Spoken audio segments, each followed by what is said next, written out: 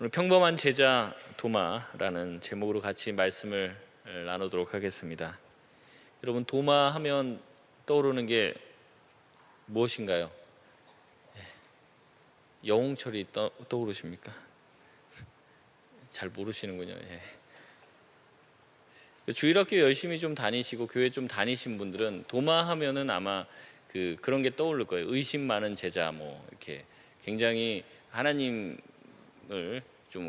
말씀을 굉장히 의심하고 또 예수님의 부활하신 소식을 쉽사리 믿지 않는 어떤 의심 많은 제자라고 많이 여러분 들어보셨을 겁니다. 아마 이런 선입견이 생긴 데에는 그 찬양이 한몫하는 것 같아요. 되게 유명한 찬양이죠. 여러분 잘 모르실 수도 있는데 저희 어렸을 때는 굉장히 많이 불렀던 것 같습니다. 그게 처음 앞에 시작하는 게 불러야 되나 말라 고민을 많이 했는데, 이제 그게 내가 처음 주를 만났을 때 외롭고도 쓸쓸한 모습, 이렇게 말없이 홀로 걸어가신 길은, 그렇게 하고 이제 그 마지막 부분에 이렇게 나오죠. 의심 많은 도마처럼 물었네 내가 주를 처음 만난 날, 이렇게 나온단 말이에요. 그래서 이 뒤에 이 후렴 구절에 보면은 이 의심 많은 도마처럼 내가 물었다, 이런 이제 내용이 계속 있으니까 이 도마 하면은 그냥 우리가 생각나는, 예수님의 제자 도마 하면 생각나는 게 뭔가 의심이 많은 이런 제자로 생각이 나요. 그래서 이 도마가 뭘 의심했다는 겁니까? 예수님께서 부활하셨다는 그 소식을 듣고도 소식을 듣고 믿지 아니했던 거죠. 그래서 이제 아주 도발적인 요구를 합니다. 내가 예수님 손에 그 못자국을 만져보고 옆구리에 창자국에 손을 넣어보지 않고는 내가 예수님의 부활을 믿을 수 없다라는, 어떻게 보면 거의 불신자들이 할 법한 그런 소리를 한다는 거죠. 그래서 이게 너무나도 크게 부각이 돼서 이 도마하면 떠오르는 모든 이 내용이 다 이 의심 많은 도마로 이게 다 이제 깔때기처럼 싹 들어가게 되는 거예요. 그러니까 뭐든지 이렇게 설명을 하거나 하나님에 대해서도 얘기하고 같이 이제 제자 훈련하면서도 이렇게 하나님 말씀에 대해서 나누면 자꾸 의심하고 뭔가 질문을 하면 이 도마 같은 놈 봐라, 이런 식으로 얘기를 하면서 이 도마가 너무 안 좋은 이미지로 이제 굳어져 있는 거예요. 여러분 혹시 도마가 영어로 뭔지 아십니까? 잘난 척을 하시는데, 저는 예전에 그 제임스가 뭔지를 몰랐어요. 여러분 제임스가 성경에서 뭐로 나온지 아십니까? 잘 모르죠? 야고보가 제임스예요. 야고보. 또 하나 한 번 더 해볼까요? 야곱은 뭐라고 그럴까요? 야곱 제이콥 이렇게 합니다. 그래서 이제 이렇게 영어 이름들이 있단 말이에요. 근데 우리가 아까도 얘기했지만 도마를 영어 이름으로 하면 뭐라고 했다고요? 토마스잖아요. 토마스. 혹시 토마스 여러분 잘 아십니까? 토마스와 친구들 해갖고 아이들의 되게 좋아하는 그 기차 있잖아요. 얼굴 표정 좀 제가 보면 굉장히 좀 엽기적인 그 표정들을 하고 있는데, 토마스와 친구들 굉장히 친근한 그 이름으로 누구를 제시를 하냐면 도마를 제시를 한단 말이에요. 토마스라고 얘기해요. 여러분 토마스가 안 좋은 이름이라면, 우리가 흔히 생각하는 것처럼 이렇게 부정적이고 네거티브한 이미지가 가득한 제자라면 정말 이 토마스라는 이름을 쓰겠냐는 거예요. 근데 토마스라는 이름이 이 서구권에서는 굉장히 많이 쓰이는 이름입니다. 중세 시대 신학 대전을 썼던 이 아퀴나스라고 하는 사람의 이름이 이제 토마스예요. 그래서 토마스 아퀴나스. 그러니까 신학자가 자기 이름이 토마스란 말이죠. 발명왕 에디슨의 앞에 이름 뭡니까? 토마스 에디슨. 그러니까 토마스가 굉장히 좋은 의미로 쓰입니다. 미국의 3대 대통령, 우리나라 3대 대통령도 모르겠는데 미국을 물어봐서 죄송합니다. 토마스 제퍼슨이죠. 제가 설교 준비하면서 다 찾아봤습니다. 제가 우리나라에 온 최초의 선교사님의 이름이 토마스 선교사님이시죠. 그래서 이 땅에 오셔갖고 이제 성경책 이렇게 전달하고 돌아가셨잖아요. 그 토마스가 굉장히 좋은 의미로 서구권에서는 알려져서 이걸 쓴단 말이에요. 그래서 이 토마스를 애칭으로 줄여서는 뭐라고 합니까? 톰이라고 얘기하잖아요. 그 톰이라는 이름도 굉장히 많이 쓴단 말이죠. 그러니까 생각해보면 이 도마가 그렇게 안 좋고 우리 안에서 이제 되게 나쁜 이미지처럼 이렇게 도마가 자꾸 굳어져 있는데, 이 서구권에서 보면 이 토마스라는 이름을 굉장히 잘 쓰고 애용한단 말이죠. 이 톰이라는 이름도 쓰고. 여러분 만약에 우리나라에 매국노, 이렇게 대표적인 매국노 중에 한 분인 이완용 씨가 계시는데, 이제 그런 사람 이름을 쓰는 사람 있습니까? 죄송합니다. 혹시 여기 완용이라는 이름을 쓰시는 분이 계실지도 모르겠는데 고민을 많이 했어요. 고민을. 근데 이 이름을 만약에 누가 쓰면은, 게다가 성씨가 이씨면은 굉장히 막 이제 개명 신청하러 막 가고 막 그러지 않겠습니까? 우리 아빠 왜 이렇게 역사 공부를 안 하셨나 뭐 이럴 거 아닙니까? 근데 토마스라는 이름을 서양에서 많이 쓴단 말이에요. 근데 우리나라에서는 보통 성경 이름 쓰면 뭐 많이 씁니까? 요한, 뭐 요셉, 뭐 이런 거 많이 쓰잖아요. 뭐 다니엘, 뭐 이런 이름 많이 써요. 근데 여러분 이도마, 박도마, 뭐 양도마, 뭐 이런 거 들어보셨습니까? 이름 안 쓴단 말이에요. 왜냐하면 도마라는 이름이 우리 한국 기독교 자체에서는 굉장히 네거티브한 이름이 되어버렸기 때문에 그런 겁니다. 아주 이상하게 도마라고 하면은 이 의심 많은 도마, 이것이 생각나면서 굉장히 부정적인, 평가가 아주 절하된 사람 중에 하나라는 거죠. 근데 이제 성경을 잘 들여다보면은 이 도마가 그렇게 나쁜 사람이 아니라는 것을 알 수 있어요. 특별히 도마가 여러 가지 문제가 있었지만, 뭐 예수님의 제자들이 대부분 다 그렇지만 몇 가지 부정적이고 부족한 부분들이 있었지만 하나님께서 나중에 크게 쓰시는 인물이 되었다는 겁니다. 그래서 특별히 오늘 나누는 말씀을 통해 여러분이 가지고 있는 도마에 대한 오해가 풀리고 자녀를 낳으신다면 김도마, 이도마로 하실 수 있는 은혜가 있기를 바랍니다. 이 도마에 대한 구체적인 언급이 이제 요한복음에 3번 크게 등장을 하는데요. 첫 번째 등장하는 건 요한복음 11장입니다. 여러분 찾아보실 수 있으면 좋은데요. 이 11장 1절에 보면 이 마리아와 마르다 그리고 이제 나사로, 이 3명이 남매입니다. 남매인데 이 3절에 보면 나사로가 병에 들었다라고 해서 예수님께 사람을 보냅니다. 그래서 예수님이 와서 이 나사로를 치료해 주시기를 부탁을 한 거죠.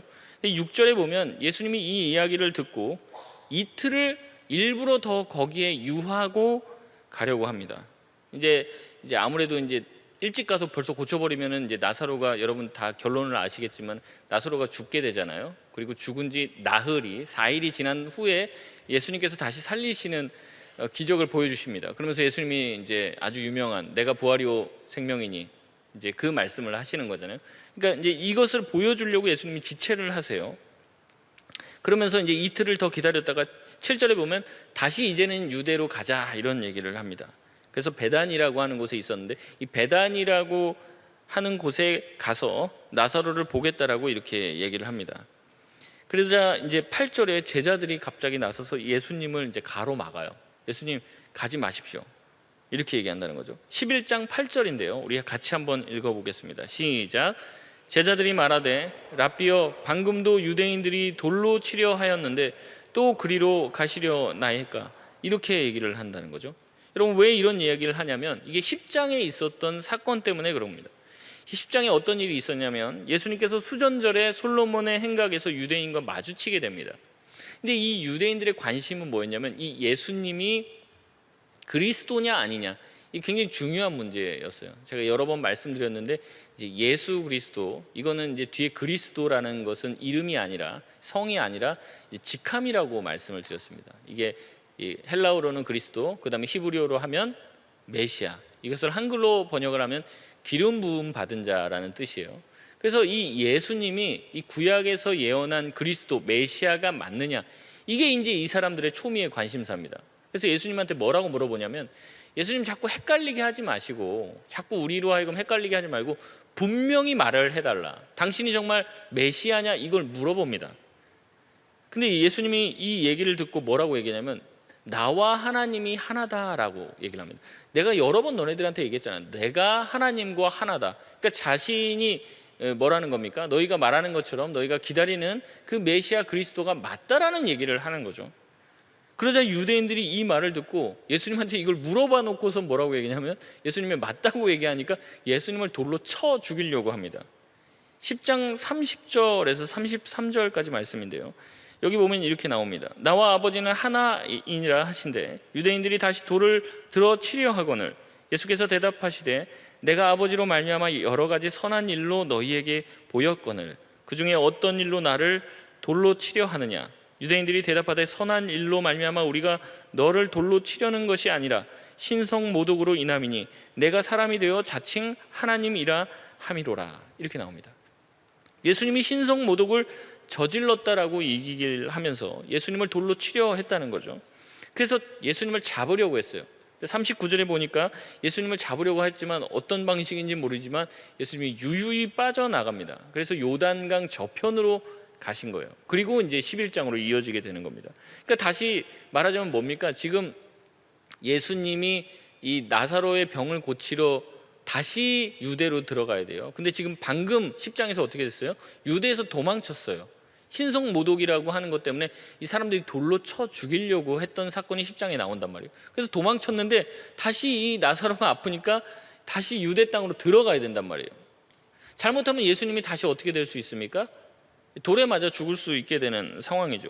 그러니까 지금 제자들은 어떻게 합니까? 예수님이 이 나사로 고치려 갔다가 나사로 살리는 거는 고사하고 예수님도 잡혀서 돌에 맞아 죽을 수 있기 때문에 어떻게 합니까? 예수님을 막아서는 거죠. 그런데 예수님은 계속 고집을 부리시면서 뭐라고 얘기하는 거예요? 내가 가야겠다, 베다니로 가야겠다, 이렇게 얘기를 하는 것이죠. 그러자 도마가 이제 나서서 얘기를 합니다. 요한복음 11장 15절 16절 말씀입니다. 같이 한번 읽어보겠습니다. 시작. 내가 거기 있지 아니한 것을 너희를 위하여 기뻐하노니 이는 너희로 믿게 하려 함이라.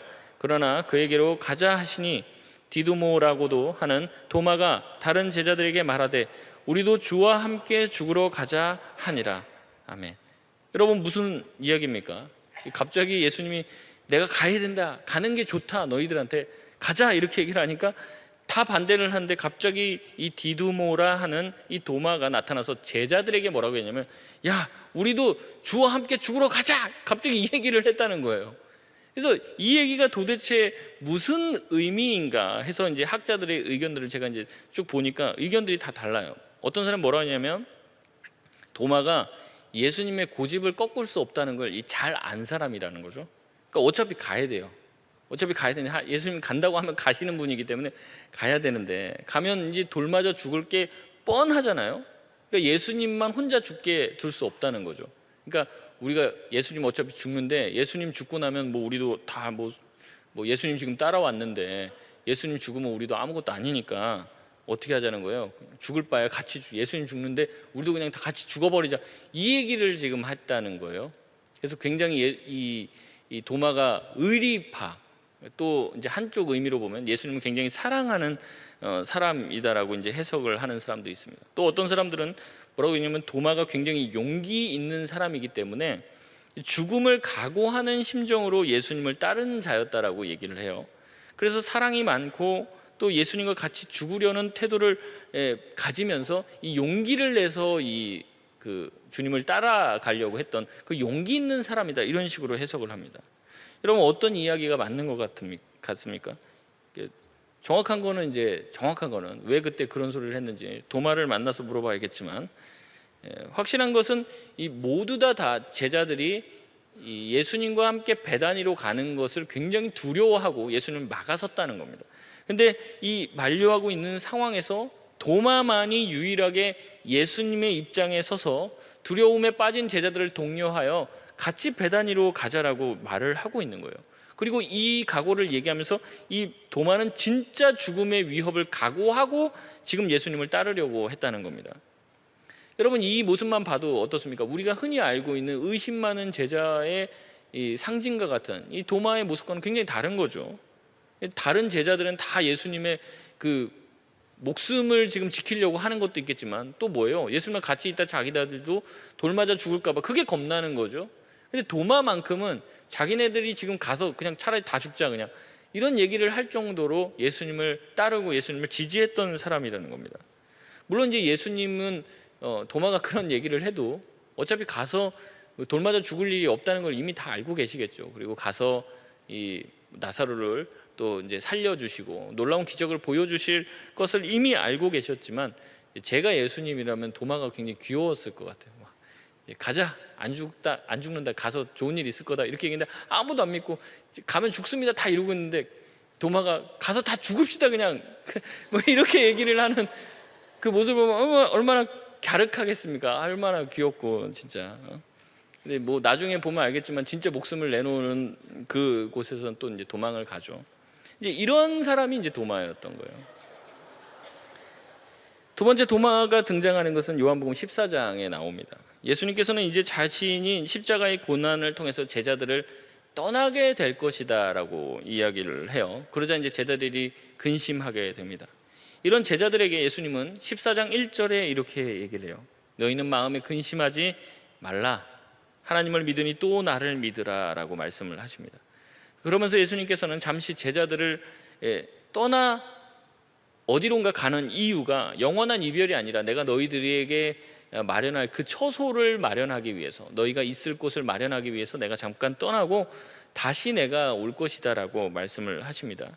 그러면서 4절에 뭐라고 얘기하냐면 너희가 내가 어디로 가고 또 내가 가는 그 길을 너희가 알고 있다, 이미 알고 있다, 이렇게 얘기를 하고 계십니다.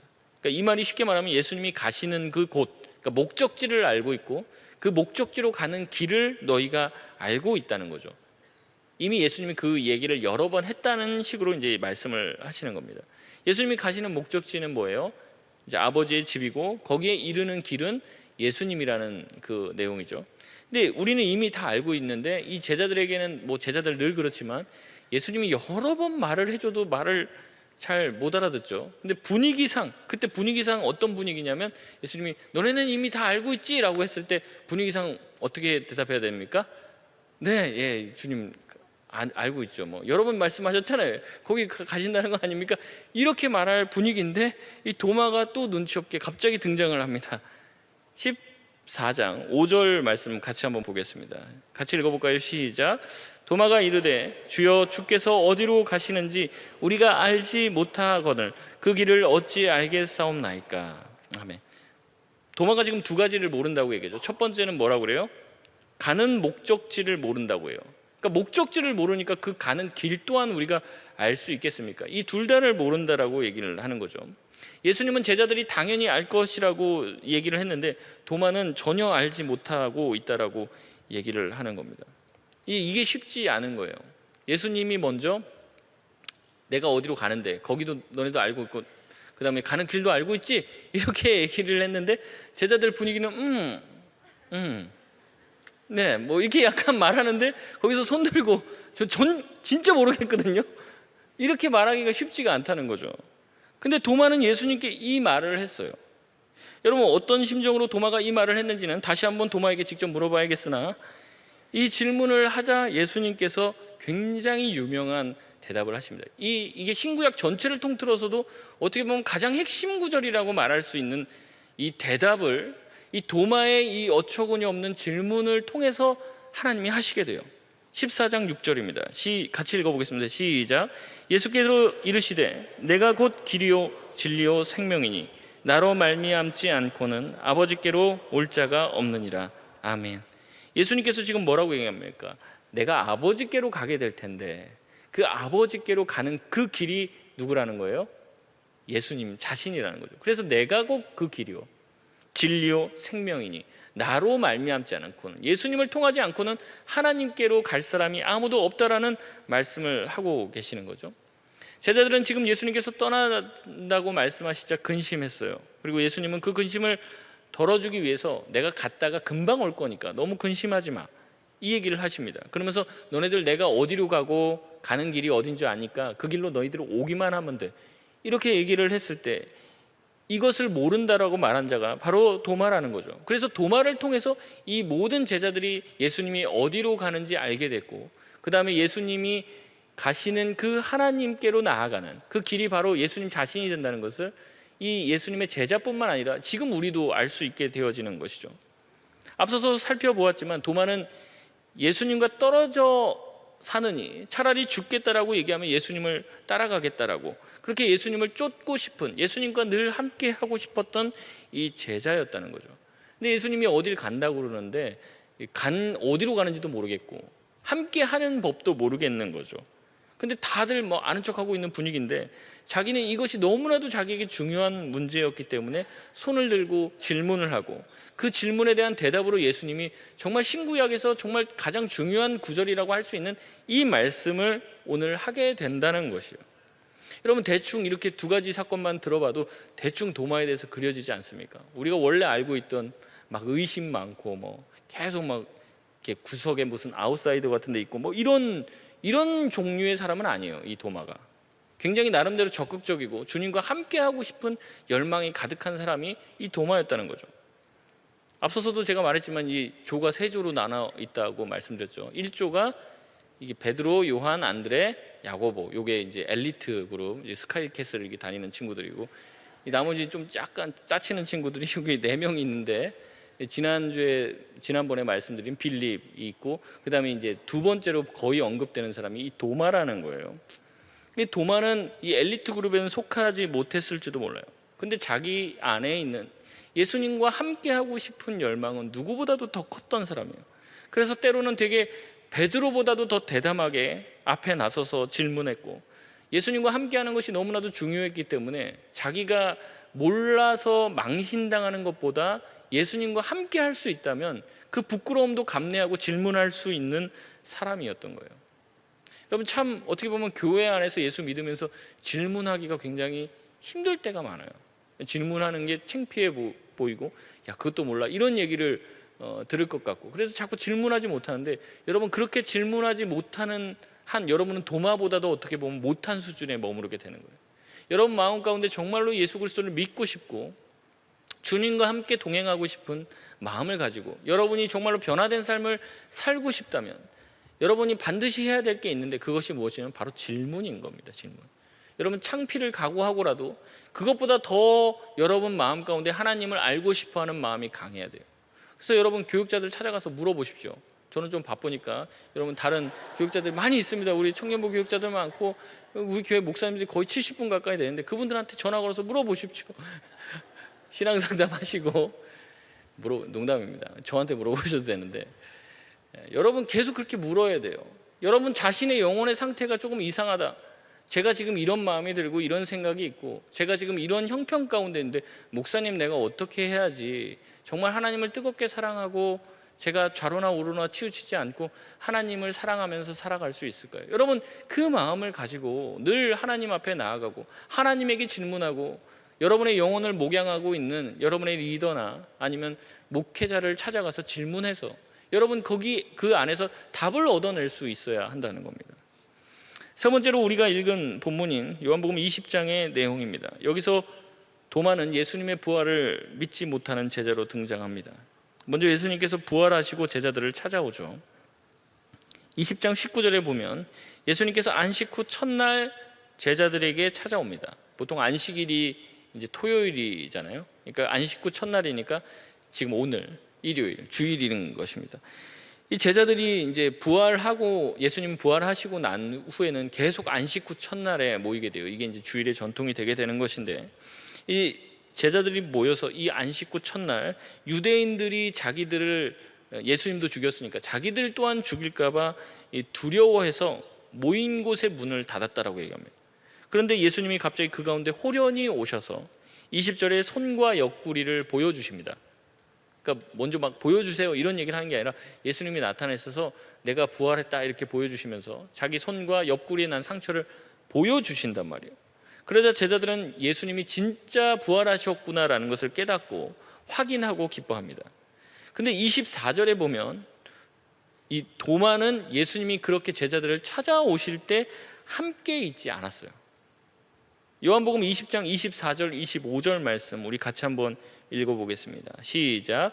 12 제자 중에 하나로서 디두모라 불리는 도마는 예수께서 오셨을 때 함께 있지 아니한지라.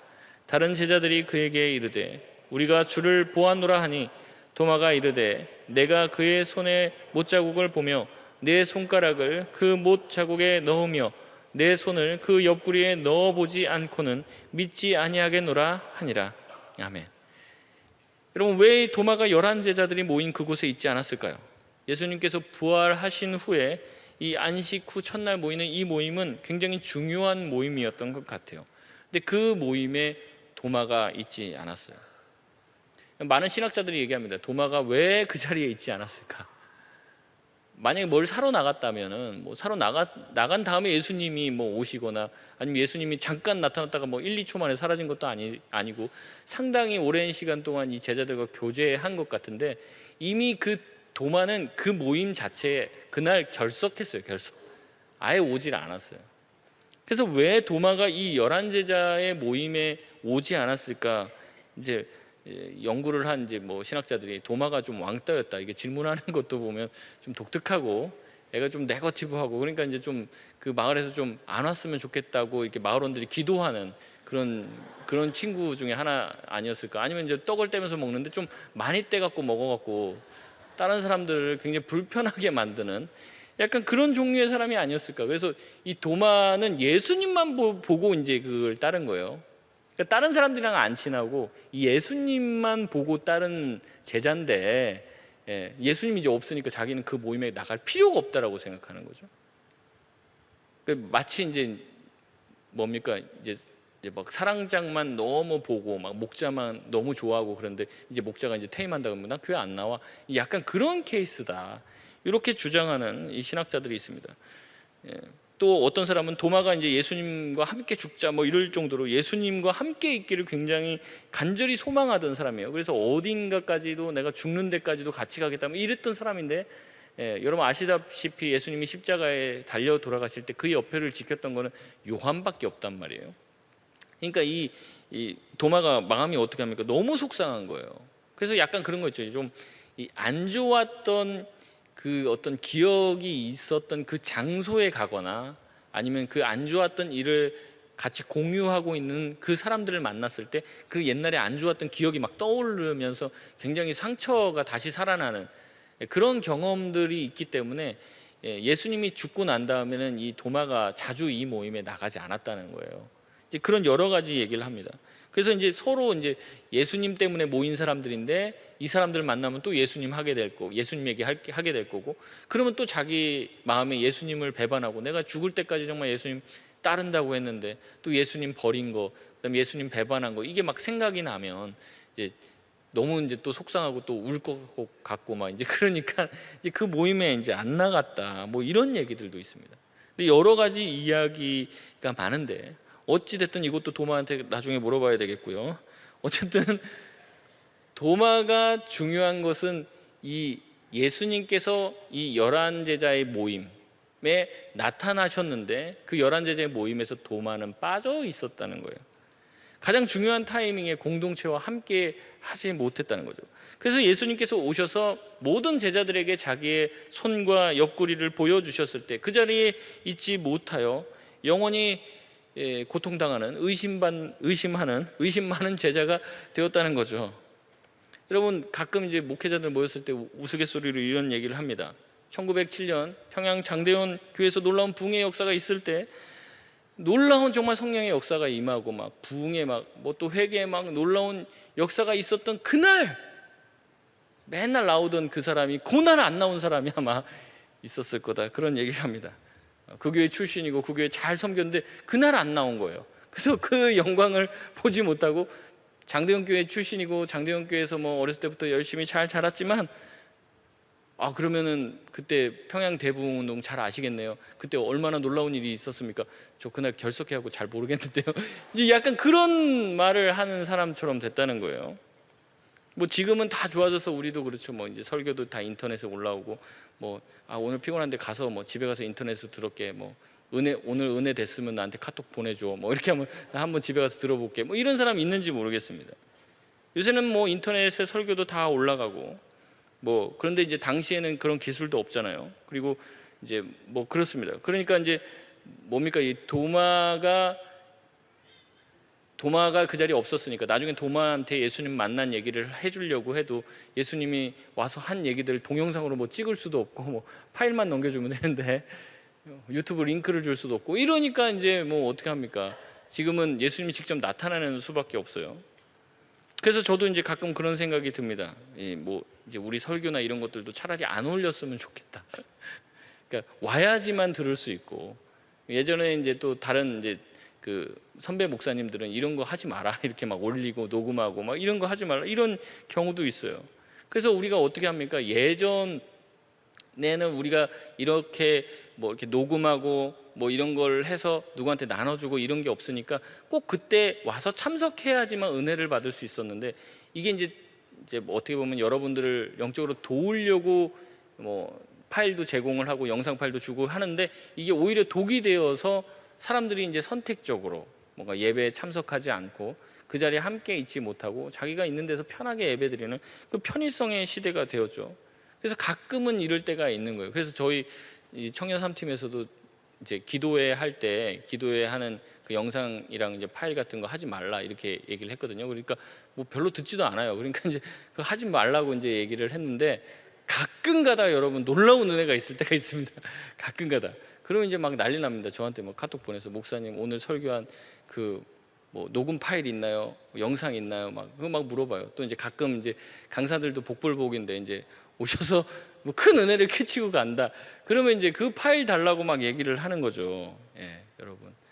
예. 또 가끔 우리 이제 주하나 새벽기도 여러분 하는 거 혹시 아십니까? 예. 월요일부터 금요일 주하나 새벽기도 하는데 그것도 이제 녹음 같은 거 안 해요. 근데 이제 가끔 가다가 정말 놀라운 하나님의 은혜가 임하고 정말 제가 들어도 이거 더 많은 지체들이 와서 들으면 참 좋을 텐데 하는 말씀에 정말 은혜가 부어지는 날이 있는데 다들 뭐라고 하냐면 파일 있어요? 파일 좀 보내주세요. 이렇게 하는 거예요. 그러니까 직접 오지 않고.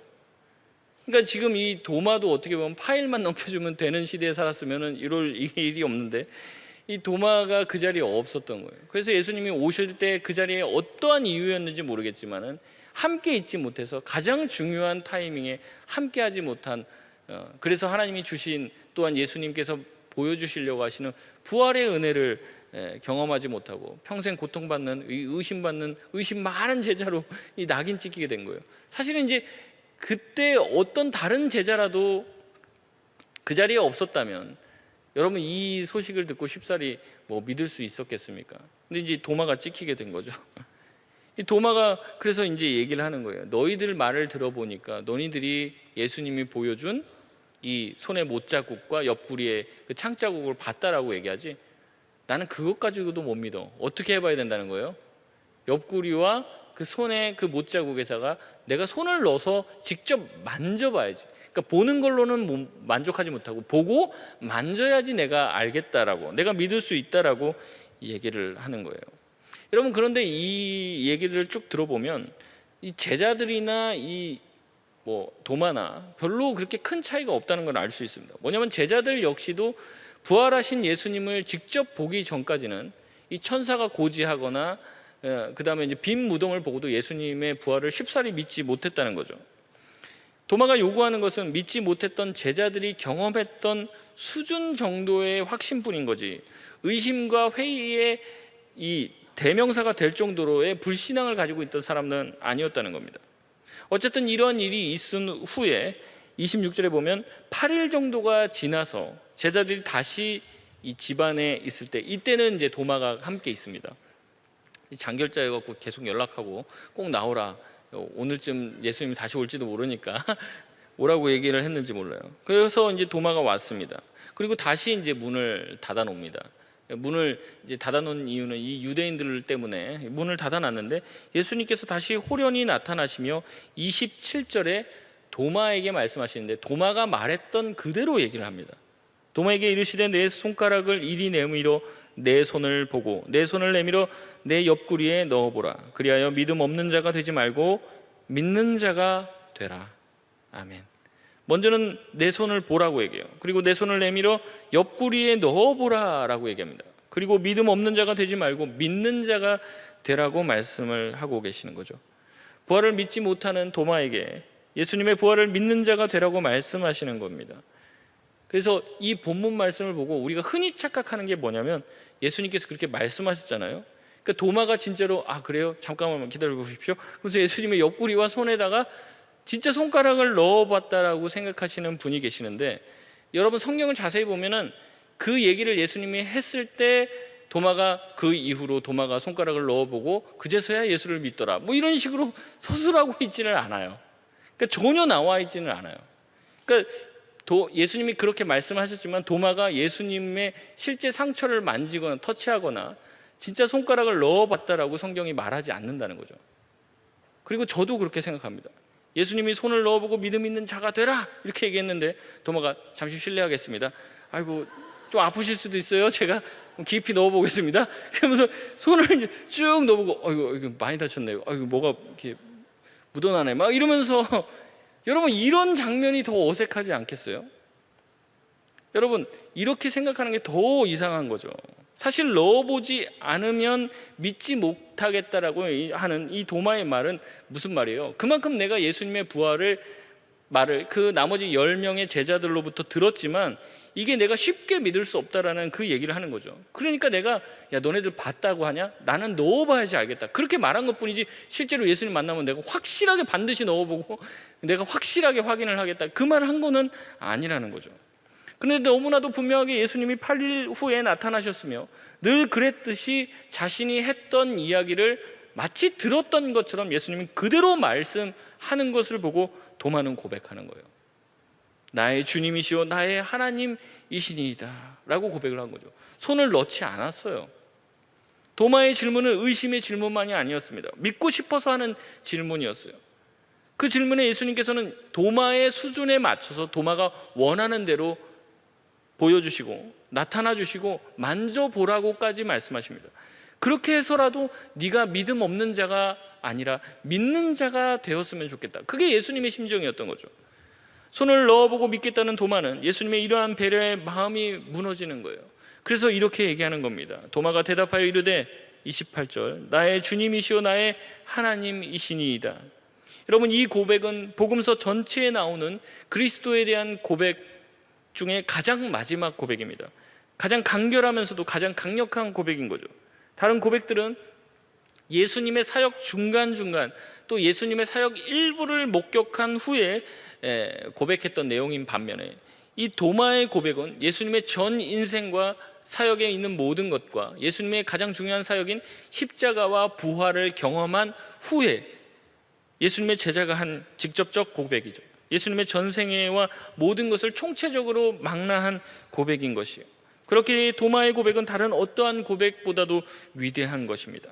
잘 따르던 자들, 실패하지 않았던 자의 고백이 아니라 예수님의 부활 증거를 받고도 의심하고 믿지 못했던 그 사람이 예수님을 직접 만나고 고백한 체험이기 때문에 지금도 우리 가운데 예수님의 부활을 믿지 못하는 많은 사람들에게 증거가 되게 되어지는 거죠.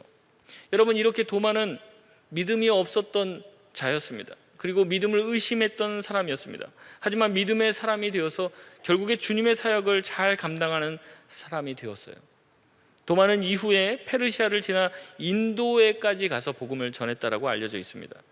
그는 인도에서 이제 복음을 전하다가 순교했는데 무릎을 꿇고 기도하는 자세로 순교를 했습니다. 무릎을 꿇고 기도하는데 그때 이제 창으로 몸통을 관통 당해서 순교를 했다고 합니다. 도마의 무덤으로 알려져 있는 이 토마스 기념교회에 보면은 이 마지막 도마가 마지막으로 고백했던 그 말이 써 있다고 하는데 나는 당신을 예배하나이다 이렇게 도마가 마지막으로 고백하고 죽었다라고 이야기하고 있습니다. 여러분 도마의 이야기를 살펴보면 도마는 의심이 많고 믿음이 없어서 만지고 체험하지 않으면 안 믿겠다라고 말한 부정적인 사람만은 아니었어요. 오히려 어떻게 보면 그렇게 의심이 많고 뭔가 네거티브하고 뭐 이런 사람이 아니라 우리와 다를 바가 없는 그런 평범한 제자였습니다. 여러분 우리도 기도하고 하나님 앞에 바라고 엎드려서 간구하지만 그것이 이루어질지 의심하고 있지 않습니까? 하나님의 살아계심을 우리 삶 가운데 보여달라고 내가 정말 믿음이 없는데 정말 믿음이 있게 해달라고 주님의 살아계심을 보여달라고 우리도 늘 요구하지 않습니까?